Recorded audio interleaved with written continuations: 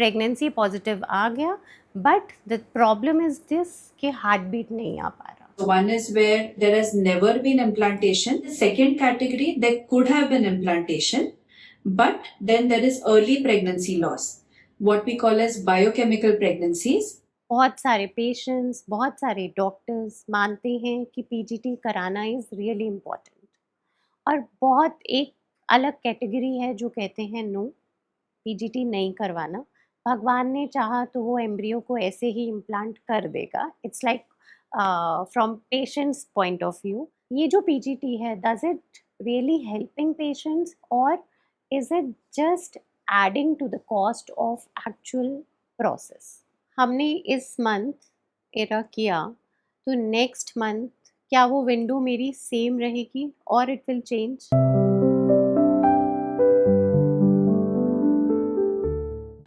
Are you still dealing with multiple IVF failures, और आपको लग रहा है कि आपके फेलियर्स आपको सक्सेस नहीं दे पा रहे?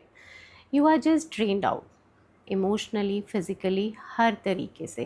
And what you are looking at, आप एक ऐसा डॉक्टर चाहते हैं जो आपको फिज़िकली तो ट्रीट कर ही पाए, she can support you mentally also, emotionally also.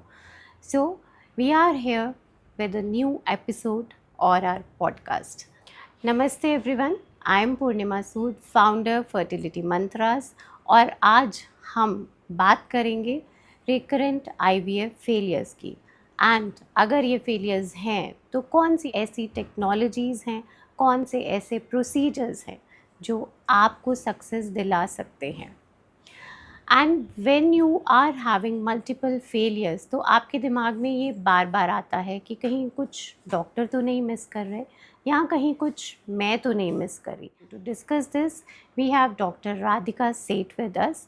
She is a medical director at Luma Fertility, Mumbai.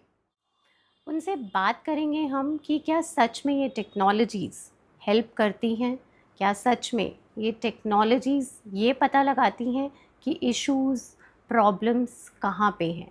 She has almost 18 years of experience in this field, और इतने सालों में उन्होंने बहुत सारे चेहरों पे स्माइल लेकर आए हैं. तो आज हम भी उनसे यही बात करेंगे.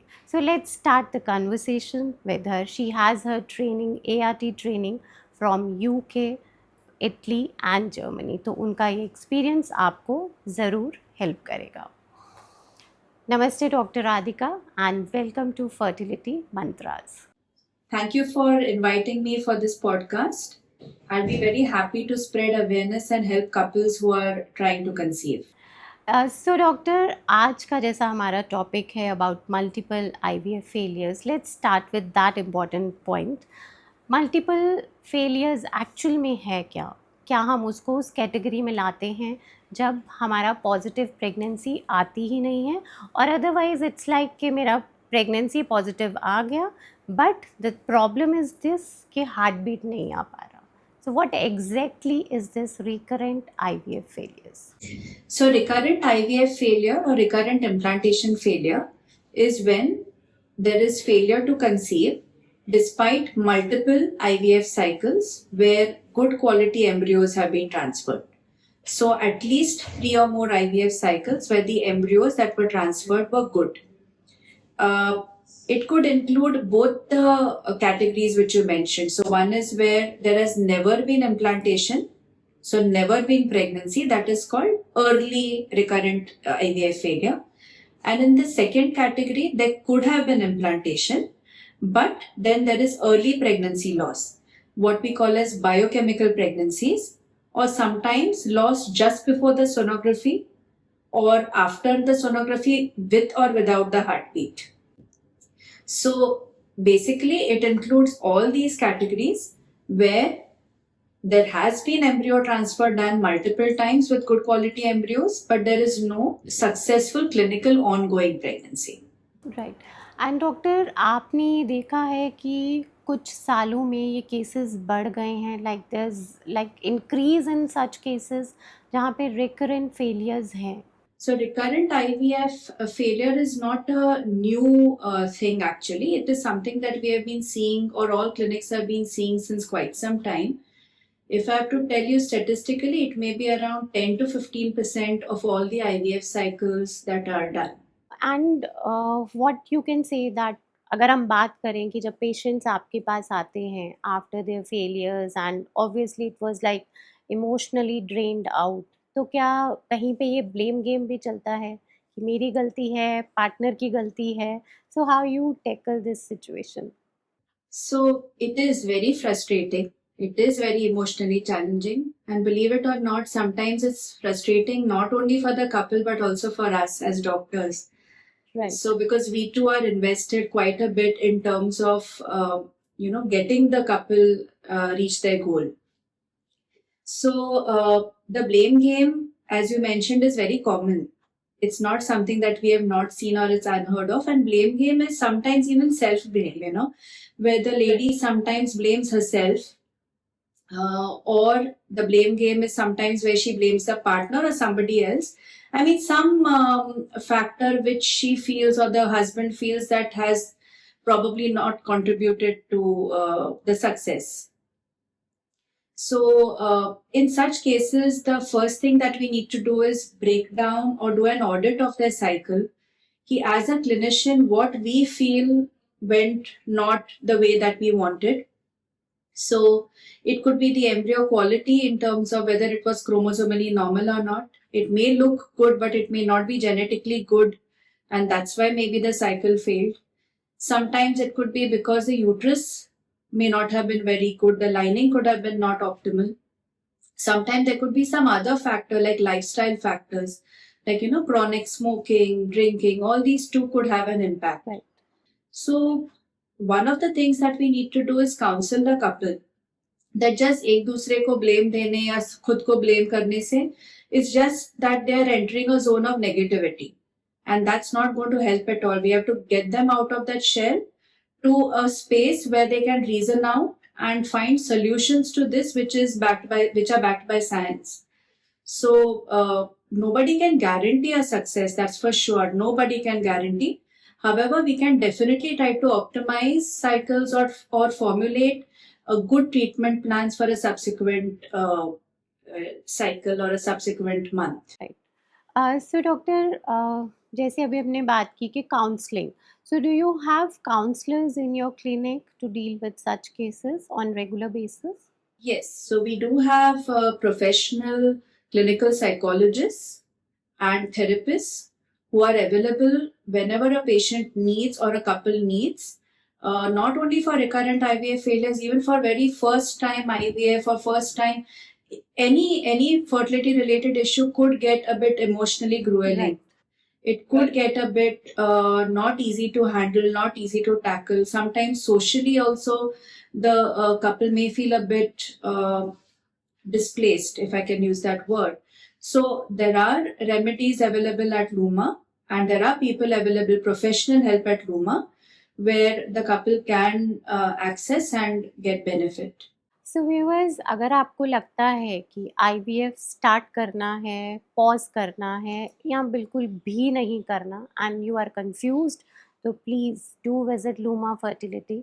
वहाँ पर जाकर एटलीस्ट एक बार आप उनके काउंसलर से बात करिए, समझिए. क्या पता जिस इशू के लिए आप अपना पूरा आईवीएफ ट्रीटमेंट रोक रहे हैं, वो इश्यूज वहाँ के डॉक्टर्स सॉल्व कर पाएँ, बिकॉज अगेन टेक्नोलॉजी मेडिकली हमें बहुत हेल्प करती है. सो डॉक्टर राधिका, एज हमारा आज का टॉपिक ही टेक्नोलॉजी से रिलेटेड है, तो बहुत सारे केसेस मेरे पास आते हैं जहाँ पे पेशेंट ये बोलता है कि मैम एम्ब्रियो ट्रांसफ़र है, लेकिन डॉक्टर ने बोला before transfer we are going to do hysteroscopy. और कोई आके कहता है कि मैम मेरी फ्रेंड को हिस्ट्रोस्कोपी बोला गया, लेकिन मुझे तो डॉक्टर ने बोला ही नहीं. So how you could say कि भाई इस पेशेंट को हिस्ट्रोस्कोपी, इसको नहीं. सो ये क्या एक सच में श्योर शॉर्ट डील है एम्ब्रियो ट्रांसफ़र को सक्सेस करने के लिए, that yes, we have to do hysteroscopy before the transfer, or it depends on the individual or patient's condition? So there is nothing sure shot at all. I think in entire medicine there's nothing sure shot. And hysteroscopy is a very good tool where we can actually visualize the uterine cavity. It's a short procedure. It does benefit in a good number of cases. I wouldn't say all, but especially if we are talking about specifically recurrent implantation failure, it is a good idea to do it if it's not previously done, because there could be subtle abnormalities in the uterine cavity which could hinder implantation या फिर implantation के बाद which could cause early miscarriages. So it may be advised to one lady and not to another, because whatever we advise is not one formula. It's not something which is one for all. It is very individual. अभी किसी का lining thin है या फिर we feel that somebody probably has got something called chronic endometritis, due to which there is recurrent implantation failure. For these cases, it definitely would be advised. But if everything looks very okay in terms of uterine cavity, and maybe the age of the lady is on the higher side, and that is why the embryo probably is not genetically normal, in such cases, doing a hysteroscopy may not really fix the problem. So in such cases, there may be some other additional value added tool which we may advise. Doctor next अगर हम बात करें ERA, it's very specific, and clinics या doctors की बात करें तो वो भी बहुत बार पेशेंट्स को बोलते हैं कि let's do ERA, and patients भी बोलते हैं कि ज़रूर कीजिए, but the cost is there because many clinics are charging up to 90,000 for this specific procedure also. So how you will designate, or I would say कि आप क्या ऐसा प्लान करते हैं for individual patients that yes, you are be benefited with this era and this era is not for you. So आपके हिसाब से कौन से ऐसे पेशेंट्स हैं जिनको ये स्पेसिफिक प्रोसीजर करवाना चाहिए? बिकॉज यू नो IVF में कॉस्ट फैक्टर एक बहुत बड़ी चीज़ है. वी स्टार्ट विद 1 लाख और हमें नहीं पता हम कहाँ तक खिंचते चले जाते हैं, और हर एक छोटा procedure and even if you से कि एक छोटा विजिट, स्कैन, ब्लड टेस्ट भी बहुत मैटर करने लगता है as we just proceed towards our final step. So what you suggest and why do suggest this important procedure to your patients? So endometrial receptivity array is the full form of ERA, like what you just mentioned, and it should definitely not be told to everybody, because it's not clinically proven to actually improve outcomes. Like for a couple whether who's doing IVF for the first time around, I don't think ERA should be advised. But in a case where there is recurrent implantation failure, especially where there has been transfer of good embryos which have been genetically tested as normal, in such cases doing ERA could benefit. So basically ERA actually is a molecular test which tells us about the receptivity, the ability of the uterus to accept the embryo. So this comes from the concept of what we call as window of implantation. Window of implantation is when the uterus is maximally receptive to receiving the embryos. In some ladies, due to certain reasons, this window of implantation is a bit displaced. So we may have to time the transfer earlier, or slightly later than what we would have otherwise planned. So in these cases, doing an ERA to know whether we are transferring in a correctly receptive, properly receptive endometrium, in such cases it would definitely benefit. But doctor, हमने इस month era किया तो next month क्या वो window मेरी same रहेगी और it will change? So this is the thing which is I would say a pitfall or a drawback. The same protocol that has been used in the trial cycle when we are doing the test for ERA has to be replicated in the actual cycle. We are also assuming that the hormones behave similarly in the lady in the next month, which may not always be the case. So ERA is not something which we can call as a sure shot remedy, or it's not like something like a magic bullet ki ERA kiya and then wo amendments kiye, supposing amendments karne pade, then the lady is 100% going to conceive. But it has shown in quite a few cases where the embryo is euploid, that is genetically normal and has failed to implant in previous cycles, doing an ERA and then, if necessary, making the correct amendments could lead to a pregnancy. And doctor ये particular procedure क्या आप repeat करते हैं after 6 months और after years हो? ERA? Yes. No. So we do not generally repeat the ERA. So once done, it generally gives an idea about how the endometrium is after progesterone, whether it is pre-receptive, properly receptive, or post-receptive. Because बहुत सारे लोगों के ये भी सवाल हैं कि क्या ये प्रोसीजर बार बार होगा, और अगर होगा तो डेफिनेटली ये बहुत कॉस्टली है, we can not afford it and like that. True. So yes, it is not repeated. अगर आपके डॉक्टर ने बोला है कि इरा कराना है तो एक बार डॉक्टर से प्लीज़ डिस्कस कीजिए. क्या पता इसका सच में बेनिफिट आपके नेक्स्ट ट्रांसफ़र पे हो जाए, और जो प्रोसीजर आप सोच रहे हैं कि अब रोक दें, वो प्रोसीजर ही आपके आईवीएफ को सक्सेस बना दे. डॉक्टर, अगर हम बात करें PGT, that is if we shift our focus towards embryo, तो बहुत सारे पेशेंट्स, बहुत सारे डॉक्टर्स मानते हैं कि पीजीटी कराना इज़ रियली इम्पॉर्टेंट, और बहुत एक अलग कैटेगरी है जो कहते हैं नो, पीजीटी नहीं करवाना, भगवान ने चाहा तो वो एम्ब्रियो को ऐसे ही इम्प्लांट कर देगा. It's like from patients point of view. And some doctors also says कि हमारे यूट्रस में, हमारी बॉडी में ये है कि हमारी बॉडी अपने आप एक खराब एम्ब्रियो को रिजेक्ट कर देती है. सो ये जो पीजीटी है, does it really helping patients, और is it just adding to the cost of actual process? So PGT is an expensive tool, but I do feel it has its own place and it adds value in certain cases.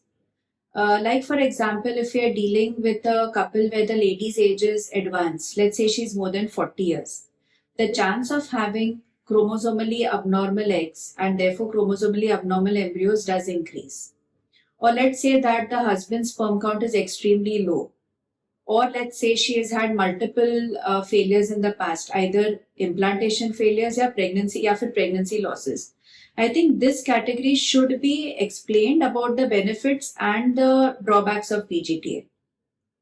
So the benefit is that it can pick up an embryo which is normal, and it can pick up an embryo which is abnormal, so that we can select the embryo which is not only structurally good but also genetically normal before we transfer. This can reduce the miscarriage rate. Now, miscarriage itself has got a lot of emotional trauma, physical trauma attached to it. So that's one thing it can reduce.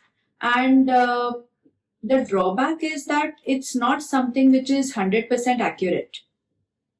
There could be a chance that what we are transferring, considering it as genetically normal, may not really be normal, or something that we deem or which we get a report that it's genetically abnormal, may for all you know be normal. So it is something that we cannot be 100% sure about, but the chance of having false positives is not very high. So the accuracy is not something which is very, very low and that we can ignore the benefit of it. So PGTA, I feel, is a good tool, especially in cases where we are dealing with recurrent implantation failures and where the lady is of age which is 40 or more, or where I said, as I said before, where the sperm count is not very good. Right. So अगर हम इसको एक summarize करें तो yes, PGT is definitely going to help, but again the section और we can say the patients जिनमें ये सब प्रॉब्लम्स हैं, रिकरेंट फेलियर्स हैं, एज फैक्टर है या मेल इश्यूज हैं. So doctor, do you have this thing PGT testing and all that in Luma itself, or you outsource the testing and all? So the embryo biopsy is done at Luma, but the biopsied embryo sample is outsourced. Outsourced. So viewers, अगर आपको लगता है कि एक ही जगह आप जाएं और आपके सारे टेस्ट, स्कैन्स, प्रोसीजर्स सब कुछ वहीं पे हो, ऐसा ना हो कि आपको एक सेंटर से दूसरे सेंटर भागना पड़ रहा है, टेस्ट यहाँ है, स्कैन इधर है, पीजीटी वहाँ है, तो आप लूमा फर्टिलिटी मुंबई ज़रूर विज़िट कीजिए। They have very good trained staff जो कि आपके सारे test, scans, procedures under one roof ही करेंगे। एंड नेक्स्ट टाइम अगर कोई भी प्रॉब्लम हो, if you are thinking of taking second opinion, then also I would suggest do visit Luma Fertility and check Dr. Radhika Seth. Doctor, अगर हम male factor की बात करें, like let's shift our focus towards male. बहुत सारी ऐसी चीज़ें हैं और आज के टाइम में तो बहुत कॉमन है। हम ये कहते हैं कि 50% अगर फीमेल फैक्टर है रिस्पॉन्सिबल, तो 50% मेल भी है। लेकिन फीमेल में we can do hysteroscopy, we can do ERA, we can do laparoscopy and an number of other procedures we can do. But क्या कुछ ऐसे प्रोसीजर्स भी हैं जो आपको हेल्प करते हैं to tackle the male infertility cases? So sometimes it's not enough just to know the semen analysis in terms of sperm count or sperm motility or sperm shape, that is morphology. Sometimes in cases where there is recurrent implantation failure or recurrent IVF failures, we also do a test which is called sperm DNA fragmentation test. So the sperm head has got DNA in it. So if due to any reason the DNA is fragmented more than 25%, it indicates that this sperm has got poor fertility potential. So it may not be able to fertilize the egg, or if it fertilizes, the chance that this embryo may implant may be low, or that the embryo, if does implant, it could cause it does have a higher risk of miscarriage. So this sperm DNA fragmentation is especially high if the husband is a chronic smoker, or he drinks alcohol, or there is something called oxidative stress, or he has got some form of infection. So there are treatments available, there are antioxidants available to try to reduce this DNA fragmentation before we go ahead with the next IVF. Also, of course, we have to remove the root cause. So we do counsel husbands who are chronic smokers that they need to reduce or rather quit smoking. Right. So that root cause obviously has to be removed. Right. So again, lifestyle दोनों को change करना ज़रूरी है। Correct. Doctor, there are many other procedures like patients are talking regularly, और अगर हम बात करें तो गूगल भी पॉपअप देता रहता है कि मेल इनफर्टिलिटी इश्यूज़ हैं, क्या डॉक्टर ने टेसा बोला? मेल इनफर्टिलिटी इशू है, डॉक्टर ने पिक्सी बोली क्या? So what exactly are these statements, और क्या सच में ऐसे procedures you really think that it is going to help the patients to improve their equation when they are going for IVF? So sperm selection is a very important component in an ICSI cycle, because you have to select a good looking healthy sperm so that you get good viable embryos. So in certain cases, like for example where there is high sperm DNA fragmentation, doing something called MACS, magnetic activated cell sorting, may help. So that removes the sperms which have got high DNA fragmentation. You mentioned PIXI. So PIXI stands for physiological ICSI. So there is a card on which the sperm that goes and binds to hyaluronic acid. It's got a component of well with hyaluronic acid. So if that sperm is selected, probably the fertilization rate and outcome would be better. So there is even microfluidics, which nowadays has shown promise, which can improve outcomes. And last but not the least, AI powered sperm selection can also help to a major extent in sperm selection. So it is good. Again, it's not a replacement for the embryologist. I won't call it as a replacement, but it is kind of a adjuvant therapy or an adjunct which can improve outcomes in selective cases. AI और artificial intelligence, आज हर जगह इसके बारे में बात हो रही है। हम बात कर रहे हैं, डॉक्टर्स बात कर रहे हैं, और एज अ पेशेंट हम लोग बहुत एक्साइटेड हैं कि यस, ह्यूमन एरर ख़त्म हो जाएगा, एआई कुछ तो हमें अच्छा देगा।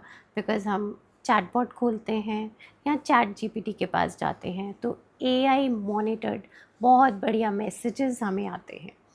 सो do you think this AI could be a game changer in our IVF treatment? तो चलिए पूछते हैं डॉक्टर राधिका से। सो डॉक्टर राधिका, एआई ने हेल्दी स्पर्म सिलेक्ट किया, एआई ने अच्छा एम्ब्रियो सिलेक्ट किया, what is your take on this? AI आएगा, डॉक्टर्स जाएंगे, इमोशनल इक्वेशन क्या सच में ख़त्म हो जाएगा?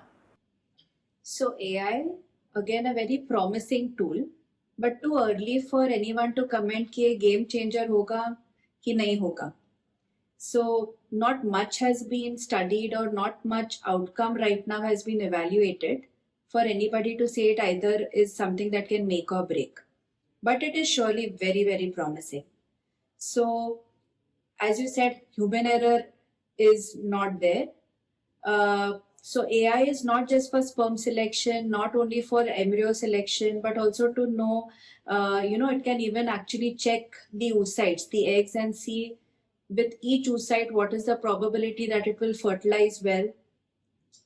AI powered diagnostics, making personalized stimulation protocols. So AI has got a lot of scope. But if you're asking me whether it's going to replace humans, I doubt it.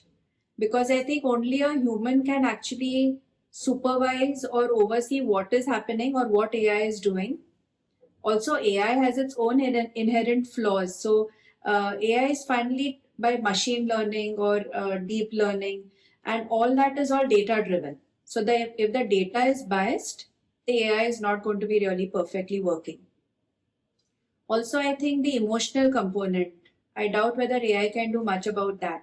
So I think we are here to stay as humans, but maybe the influence of AI or using AI as a collaboration in all our work is really really going to help to improve outcomes. Right. So AI as a teacher काम करेगा, लेकिन doctors as a principal head master उसको check करेंगे। New revolution. Right. So doctor, आज हमने बात की technologies की, प्रोसीजर्स की, जो हमें हेल्प करेंगे हमारे रिकरेंट फेलियर्स को कम करने में। आप एक पार्टिंग नोट देना चाहेंगे अपने व्यूअर्स को कि बहुत सारे फेलियर्स हो चुके, हमने सोचा अपनी ट्रीटमेंट को स्टॉप कर दिया जाए, पॉज कर दिया जाए। सो आपकी तरफ से कुछ motivating equations, statements for the patients who are just thinking कि नहीं अब सब छोड़ दो, कुछ नहीं होगा। So I think the chance of never working is only when you stop trying. Something right. never working out is only when the trying itself stops. So, taking a break from treatment, I think, is completely justified. But taking a break from actually trying naturally, I don't think is right. So, especially, I should tell you during COVID, there was a time when we were not doing IVF cycles because oxygen was short and government had kind of issued a regulation or notification that only use oxygen for emergency cases. So there were a couple of months where IVF cycles were not done. There was lockdown. I think people were eating home cooked food, less pollution because less traffic on the roads. There were a lot of natural conceptions that were seen where otherwise uh, the same couples were struggling and probably would have headed for an IVF later. So I never say never. Everything is possible, and it's all about trying. It's all about not giving up. Of course, I mean there are certain cases where we need to explain that look, if this is the problem, then hope has also a limit. But otherwise, I would say 90-95% vast majority of cases, one should be hopeful. One should try to read. I do encourage my patients that they should be well read about the condition that they have. In fact, Luma has got a AI tool to help in this. So we have got a chat bot where it's like a chat GPT for fertility. So it's very right that the patient reads and asks relevant questions. Sometimes that too could help, so long as it's going to be productive and not just stress the couple out. So I do feel that with the current modern trends, with the increase in technology, with the increase in the knowledge and skills that we have acquired over a period of time, I don't feel that couples should lose hope. Hope is always eternal and they should continue trying. And जैसे कि doctor Radhika ने बोला, please don't lose hope. We at Fertility Mantras also believe in this. Hope मत छोड़िए, अपने ऊपर विश्वास रखिए, और अच्छे डॉक्टर बहुत हैं. और आपको लगता है कि डॉक्टर चूज़ नहीं कर पा रहे आप, या आपका ट्रीटमेंट कहीं पे जाके रुक गया है, you are not finding the right doctor, then please do let us know. Connect with us, हम बात करेंगे, आपको मिलवाएंगे ऐसे अच्छे डॉक्टर्स से जो आपको फिज़िकली और इमोशनली सपोर्ट करेंगे, सो दैट आपका ट्रीटमेंट आगे बढ़ पाए, आपको सक्सेस मिल पाए, और over the period of time आप हमें अपनी गुड न्यूज़ सुना सकें. So please stay connected, stay tuned, और हमारे एपिसोड को जितना हो सके आप शेयर कीजिए, बिकॉज टेक्नोलॉजीज़ सच में आपको हेल्प करने के लिए हैं, फिर वो चाहे आपका IVF ट्रीटमेंट ही क्यों ना हो. And thank you doctor Radhika, thank you so much for joining today. It was amazing talking with you. चाहे AI आ जाए, चाहे गूगल आ जाए, डॉक्टर्स हमें आप जैसे ही चाहिए. Thank you. Thank you.